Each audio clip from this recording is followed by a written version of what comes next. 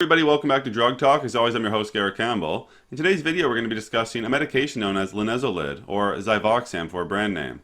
And before I talk about the medication itself, just keep in mind that this channel is for information purposes only, and not to be used as a source for recommendations for your personal health care.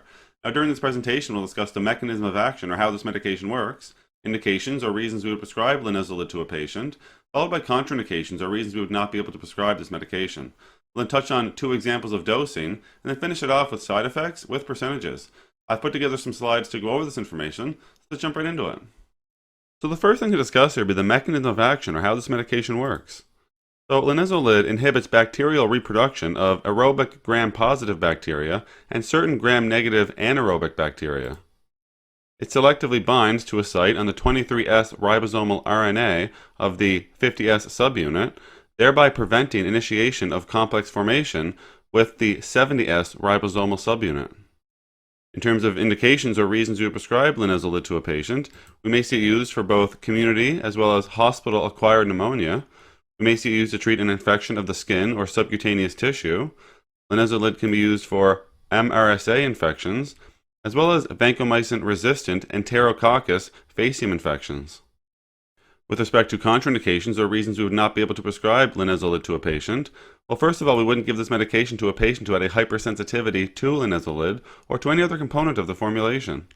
Also, this medication would not be used with a monoamine oxidase inhibitor or within 2 weeks of taking a monoamine oxidase inhibitor, for example, phenelzine. Now for some examples of dosing with Linezolid. So in the treatment of community-acquired pneumonia, we may see 600 milligrams intravenously or orally every 12 hours for 10 to 14 days, or for 7 to 21 days with an MRSA-associated infection. In the treatment of an infection of the skin or subcutaneous tissue, we may see 400 milligrams orally every 12 hours for 10 to 14 days. As with all medications, there are some side effects or adverse reactions that patients may experience while using Linezolid, so I'll go over some of those here now. Some common side effects would be diarrhea coming in at 8%, nausea coming in at 5 to 6%, and 2 to 4% of patients may experience vomiting. 5.5 to 8.5 may experience a headache. The more serious but more rare side effects would be lactic acidosis, Clostridium difficile infection, as well as myelosuppression.